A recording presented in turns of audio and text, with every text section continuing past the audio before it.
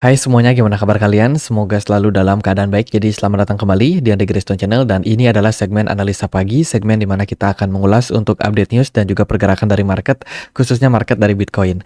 Teman-teman, hari ini kita berada di tanggal 19 Juni 2024. Seperti biasa, kita akan update newsnya mulai dari kalender ekonomi. Di perdagangan kemarin, kita dapat beberapa rilis data yang sangat penting. Ada CPI dari Uni Eropa. Overall, inflasi CPI kemarin secara year on year itu mengalami kenaikan dari 2,4 menjadi 2,6. Dan ya, ini merupakan sebuah indikasi memang inflasi masih bertahan, teman-teman, di posisi di atas dari inflasi ideal yaitu 2%. Kemudian dari Amerika Serikat kemarin ada data soal retail sales, teman-teman, di mana ya penjualan retail masih dalam proses penurunan. Yang harusnya sih ini memberikan impact terhadap penurunan dari US dollar untuk perdagangan kemarin. Sementara itu di perdagangan hari ini kita akan dapat beberapa rilis data, yaitu ada CPI dari Inggris, ya, dari Amerika Serikat hari ini ada API Weekly Crude Oil Stock, data terkait dengan minyak, teman-teman. Ya, hari ini nggak terlalu gimana-gimana untuk berita dan juga narasi yang ada pada market. Oke, kita akan lanjut masuk ke beberapa berita yang ada pada market kripto ya. Tapi sebelumnya, teman-teman, aku mau promosikan, ini ada token yang bakalan listing di CoinEx. Jadi CoinEx ini adalah sebuah exchange global yang bisa teman-teman pakai untuk melakukan trading di market kripto, baik di market spot ataupun di market futures. Ada fitur earn-nya juga yang bisa mempermudah teman-teman yang pengen melakukan earn koin kalian, sehingga teman-teman bisa mendapatkan reward dari hasil earn tersebut. Jadi akan ada listing token namanya Hashcash DAO, yang mana ini merupakan sebuah token dengan konsensus proof of work. Itu akan listing hari ini di CoinEx tanggal 19 Juni, which is hari ini ya, jam 7 UTC. 7 UTC ini adalah jam 2 PM. Jadi jam 2 sore waktu Indonesia Barat nanti akan listing. Jadi siap-siap teman-teman sudah bisa memperdagangkannya. Dan yang unik adalah mereka lagi ngadain campaign, teman-teman. Jadi akan ada event untuk trading ya, bagi teman-teman yang memang suka trading di market. Apalagi kemarin market udah crash ya. Semoga hari ini bisa recover sehingga yang ikutin event ini juga bisa gain profit kalian. Jadi event ini itu akan ada airdrop sekitar 500 HAC yang akan dibagikan, periodenya dari 19 sampai 21 Juni bagi teman-teman yang berpartisipasi dalam proyek ini. Sebenarnya ada dua event. Yang pertama adalah untuk teman-teman yang mau nyari lucky airdrop. Teman-teman bisa trading baik itu di market spot, margin ataupun futures ya, dan nanti akan dihitung berdasarkan volume transaksi kalian. Kemudian juga ada nih join trading volume ranking. Nah, ini hadiahnya lebih besar, yaitu 1000 HAC yang bisa teman-teman menangkan. Nah, buat teman-teman trading di sini, teman-teman periodenya itu dari 19 Juni sampai dengan 25 Juni. Ya, ini dihitung berdasarkan trading volume kalian. Jadi pair yang akan dipakai adalah HAC USDT dan juga HAC Bitcoin atau BTC. Nah, ini banyak-banyakan trading volume. Untuk trading minimumnya itu at least 200 US dollar. Teman-teman baru akan bisa masuk ya, dan hadiahnya nanti akan dikirimkan 7 hari setelah eventnya berakhir. Itu ya, untuk yang berpartisipasi ini akan dihitung berdasarkan trading volume. Trading volume itu adalah kumulatif dari buying volume and selling volume. Teman-teman, semua informasinya teman-teman bisa akses langsung di CoinEx. Buat aksesnya teman-teman masuk ke CoinEx, pilih menu promotion, kemudian di sini ada trade board. Nanti akan ada di sini ya view-nya untuk trading list-nya teman-teman, untuk event-nya. Jadi teman-teman bisa ikutin nanti ketika token HAC sudah listing. Nah, sebagai tambahan informasi, HAC ini menggunakan konsensus proof of work, di mana dia mirip sekali seperti Bitcoin, HACD, dan juga token HAC sendiri.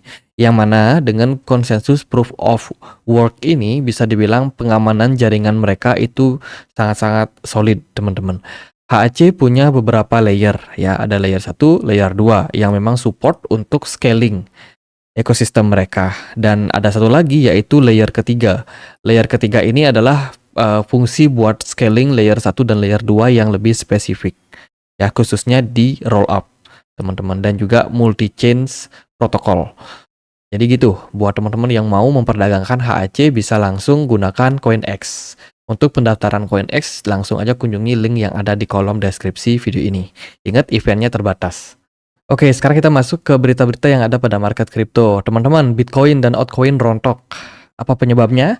Jadi kalau kita lihat memang secara makroekonomi, secara keseluruhan market ya, kondisi dari market Bitcoin itu sangat-sangat dipengaruhi oleh market yang lebih besar, which is itu money market.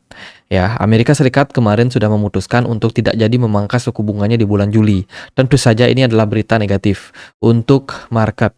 Ya, market mengalami pesimistis karena akhirnya cut rate harus diundur sampai kisaran bulan September, ya, kuartal ketiga atau keempat lah di 2024 ini. Dan tentu saja peluang dari Fed untuk melakukan cut rate itu cuma 2 kali dalam tahun ini.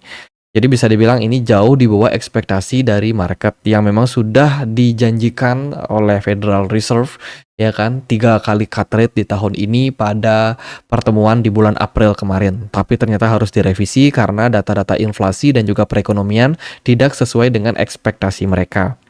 Selain itu juga pengaruh market yang cenderung lesu ini mungkin adalah fase koreksi yang wajar yang terjadi pada Bitcoin setelah kenaikan lebih dari setahun terakhir. Ya, Bitcoin sudah rilis sejak bulan Oktober 2022 bahkan sampai puncaknya di bulan Maret kemarin. Jadi sekarang udah waktunya buat market koreksi. Ya, yang lebih parah lagi adalah koreksi yang terjadi ini dipengaruhi oleh keluarnya hedge fund, beberapa manajer investasi yang melakukan sell off pada market.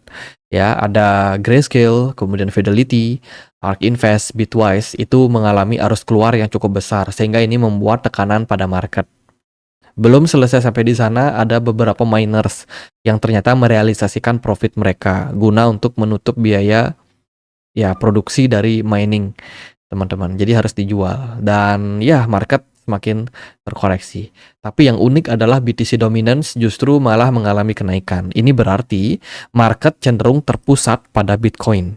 Ya, BTC dominance yang naik itu berarti aliran dana lebih banyak masuk ke marketnya Bitcoin. Meskipun secara pergerakan harga Bitcoin justru malah terkoreksi sekitaran 2%, namun ini impactnya sangat terasa di banyak altcoin. Altcoin banyak yang ya nyungsep ya, turun bahkan sampai belasan puluhan persen. Jadi kondisi market saat ini memang lagi ya bisa dibilang lagi terpuruk karena beberapa sentimen-sentimen yang terjadi secara akumulatif ya teman-teman. Kemudian dari beberapa berita lain ini ada semacam analisa gitu dari member yang ada di CryptoQuant. Jadi melihat data MVRV ini adalah pendekatan wilayah distribusi, sebuah indikator matriks yang memang memiliki tujuan untuk mengetahui apakah Bitcoin saat ini berada dalam posisi harga wajarnya atau tidak. Kalau kita lihat dari penjelasan ini, dengan MVRV yang saat ini berada pada titik moderat mendekati kisaran distribusi, ini merupakan indikasi bahwa pasar berada dalam fase netral dengan potensi pergerakan naik dan turun bergantung pada makroekonomi dan berita pasar. Oleh karena itu, fase ini adalah fase netral yang volatil, yang memiliki volatilitas yang rendah dan juga kecenderungan diikuti oleh pergerakan yang besar. Tren yang mendahului harga naik menunjukkan kemungkinan kelanjutan tren naik dengan mencapai kisaran distribusi yang ekstrim. Jadi saat ini katanya kita lagi dalam proses pergerakan harga yang menuju harga moderat. Jadi ini udah mendekati harga wajar, teman-teman. Especially untuk Bitcoin ya. Kita belum analisa terkait dengan altcoin. Itu. Kemudian berita terbaru datang dari Coinbase yang mana mereka akan meluncurkan pre-market, teman-teman, yang ada di aplikasi Coinbase ke depannya. Tujuannya untuk apa? Tujuannya untuk meluncurkan koin ya dengan harga yang cenderung transparan dan juga ditentukan oleh demand dari market. Sehingga harga listing sebuah koin itu benar-benar dipengaruhi sama pre-market opening tersebut. Berita yang lain adalah update dari Ethena Tokenomic. Baru aja diupdate, yang mana update terbaru ini memang mempertegas fungsi dari Ethena ini sebagai salah satu penyedia layanan restaking. ya, restaking, di mana mensupport, mereka punya jaringan, teman-teman. Jadi restake ini tentu saja berhubungan sama stablecoin yang mereka punya yaitu USDE, yang memang sebuah stablecoin yang nilainya bakalan setara dengan US dollar, namun dengan konsensus yang jauh lebih aman. Kalau kita lihat dari update terbarunya, bagi teman-teman yang ngikutin airdrop Ethena saat ini, itu akan ada periode vesting. Vesting itu maksudnya aset kalian bakalan di-lock 50%, minimal 50%, ya, terhitung sejak 17 Juni. Ini berarti yang mencari airdrop berupa Ethena itu harus di-lock dulu aset kalian, nggak bisa langsung dijual. Diharapkan dengan hal tersebut ya bisa mempertahankan harga Ethena cenderung lebih baik lagi. Secara token, Ethena sudah mengalami koreksi yang cukup besar di bulan ini. Itu semoga dengan adanya vesting ini bakalan ya bisa mempertahankan lah harga Ethena dari sell off yang besar. Selain itu, data juga menunjukkan terkait dengan perkembangan yang dimiliki oleh blockchain Coinbase. Ini adalah sebuah layer 2 yang running di jaringan Ethereum, ya, di mana blockchain dari Coinbase ini sekarang lagi dalam posisi yang mengalami peningkatan. Ya, jadi ya ini salah satu project yang bakalan bisa mencuat ke depannya karena blockchain dari Coinbase ini sudah banyak running di apps, platform-platform seperti DeFi, gaming, NFT itu juga sudah banyak, teman-teman. Jadi bisa dibilang ya salah satu opsi buat teman-teman yang juga pengen melakukan transaksi dan kemudahan-kemudahan aksesnya di dunia blockchain bisa pakai Coinbase. Base blockchain. Kemudian teman-teman berita dari Soso Value. Ini data terkait dengan inflow and outflow dari beberapa hedge fund. Saat ini kondisinya BlackRock tidak mengalami posisi inflow, nol, teman-teman, tidak inflow, tidak outflow. Ya, didominasi untuk penjualan saat ini ada di Fidelity dengan kisaran 92 juta dolar arus keluarnya. Kemudian dari ARK Invest juga mengalami arus keluar yang cukup besar sebanyak 50 juta US dollar, teman-teman. Dengan kata lain, memang penurunan yang terjadi pada Bitcoin ini ditunjang penuh oleh penjualan dari hedge fund.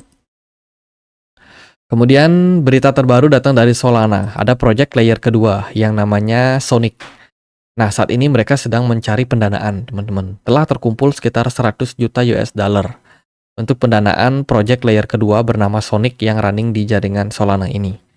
Dan kemungkinan ini merupakan sebuah project yang bakalan bisa mendukung secara fundamental untuk proyek Solana. Apalagi Solana belakangan terkenal udah mulai ada masalah-masalah lagi. Meskipun Solana udah nggak shutdown seperti yang terjadi pada Black Swan 2021 kemarin, namun jaringan Solana yang padat dan semakin padat ini bikin mereka harus mencari cara gimana nih untuk mencari solusinya, dan terciptalah project bernama Sonic yang bakalan berfokus di gaming di jaringan blockchain Solana untuk pengembangan layer kedua.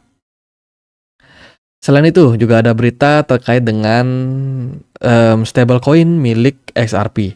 Ya, XRP kan bakalan meluncurkan stablecoin, tapi sekarang itu banyak sekali proyek-proyek launchpad, proyek-proyek airdrop ya berupa XRP stablecoinnya Ripple RLUSD ya, itu yang fake, teman-teman. Jadi hati-hati bagi teman-teman yang garap-garap proyek tersebut.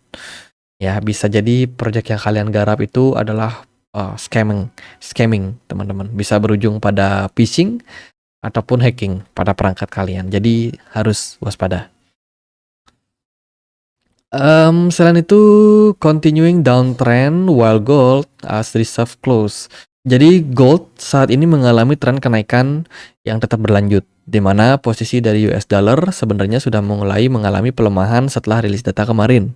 Ya, gold XAU kemarin sempat mengalami kenaikan tipis. Namun ya yang mana gold ini memang masih punya potensi untuk mengalami tren rally. Volume perdagangannya masih cenderung tinggi, teman-teman. Jadi gold bisa dibilang menjadi alternatif saat ini ya bagi banyak investor yang melihat bahwa kondisi dari perekonomian itu memang udah kalang kabut, di mana valuasi reserve yang dimiliki oleh US dollar sendiri itu makin lama makin turun di banyak negara.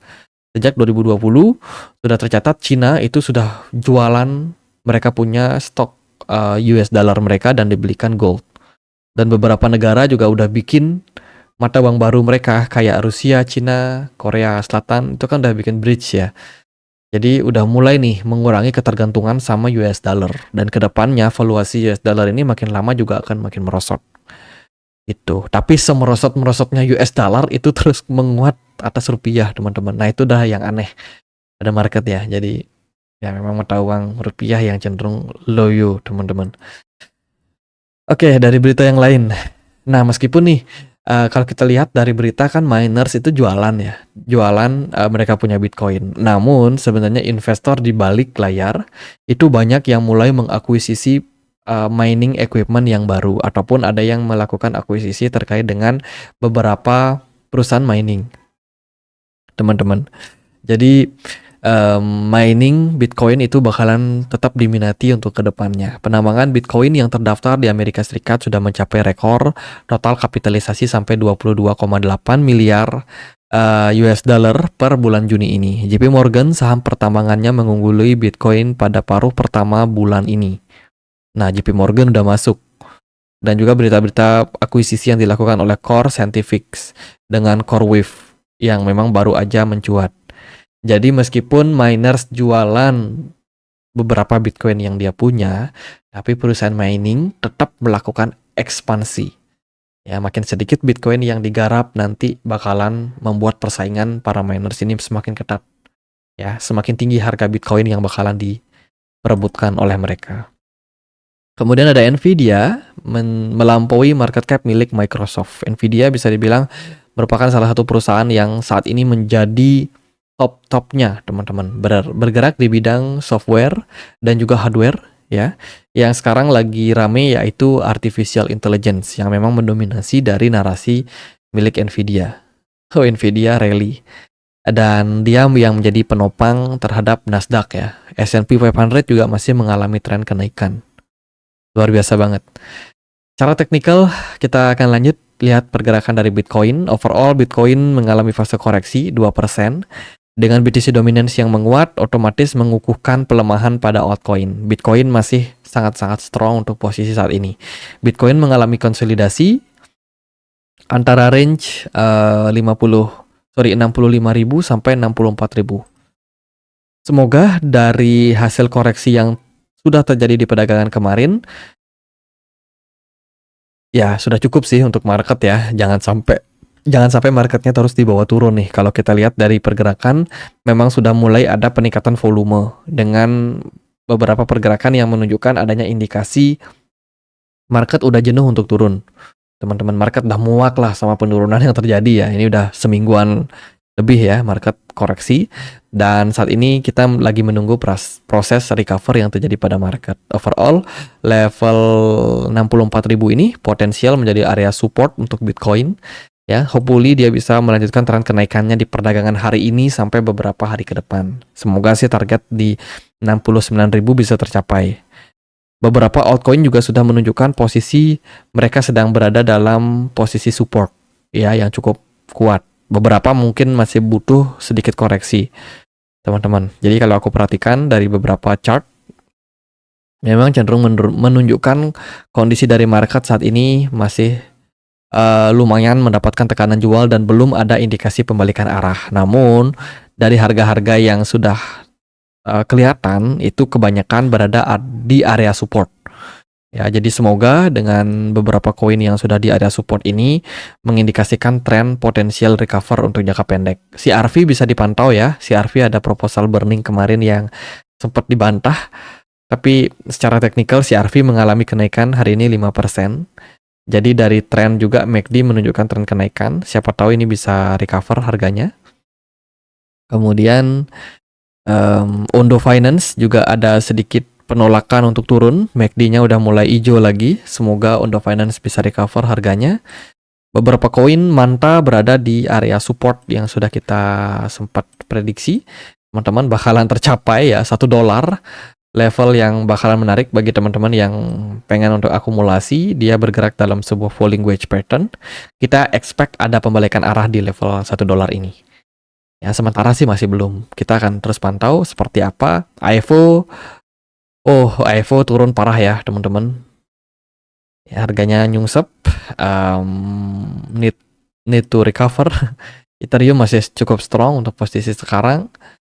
Ya, jadi rata-rata memang market mayoritas koreksi dan semoga hari ini bisa recover untuk ke depannya. Dari MACD sebenarnya masih merah. Teman-teman, indikasi kemarin kita closing di time frame daily masih merah juga dan belum ada indikasi recover sebenarnya. Pembalikan arah candle belum ada. Ya, smart money terus mengalami penurunan pada market. Tapi biasanya kalau market turun, itu nggak mungkin turun terus. Pasti akan ada fase recovernya. Tinggal kapan momentumnya. Semoga sih, pengennya sih hari ini dan juga beberapa hari ke depan. Oke deh, gitu aja paling buat update kali ini. Semoga bisa bermanfaat buat kalian, teman-teman yang lagi jenuh, yang lagi nyari inspirasi. Kira-kira market koreksi seperti ini kita bisa ngelakuin apa? Teman-teman bisa pertimbangkan beberapa cara untuk memperbaiki psikologi dan juga mental kalian. Ya, aku udah posting sih kemarin di komunitas. Ya, jadi yang pertama, balik lagi lakukan hobi kalian di dunia nyata, jangan pantau market terus. Kalian hobi apa? Mancing kah? Main game kah? Olahraga? Traveling? Suka melukis? Suka berkebun? Terserah apapun itu, lakukan hobi kalian. Cari pengalihan fokus ya. Daripada fokus pada lihat market yang cenderung merah kayak gini, nanti mental kalian makin down, ya kan? Lakukan hobi. Kalian juga bisa melakukan aktivitas seperti menulis. Bikin diary book atau buku harian. Tulis aja apa keluhan kalian. Tulis, kemudian teman-teman bisa simpan tulisan kalian tersebut, jangan dilihat lagi setelah kalian tulis ya. Ibaratnya kalian mencurahkan nih isi-isi unek-unek kalian, kesedihan kalian, emosi kalian, curahkan aja, tulis aja teman-teman. Kemudian ya simpan tulisan tersebut dan itu akan bikin kalian lebih lega. Selain itu kalian juga bisa melakukan aktivitas-aktivitas ritual, keagamaan atau apapun itu yang bisa mendekatkan kalian sama Tuhan. Ya kan sebelumnya kalian trading jarang sembahyang, jarang beribadah, ya lakukan sekarang teman-teman. Kemudian bisa juga ketemuan sama teman-teman kalian yang sempat kalian cuekin karena kalian asik trading, ya kan? Temu lagi teman-teman kalian, ngobrol-ngobrol lagi. Teman-teman juga bisa mencari pengalihan isu garap airdrop ya, kayak di komunitas kita udah bikin juga.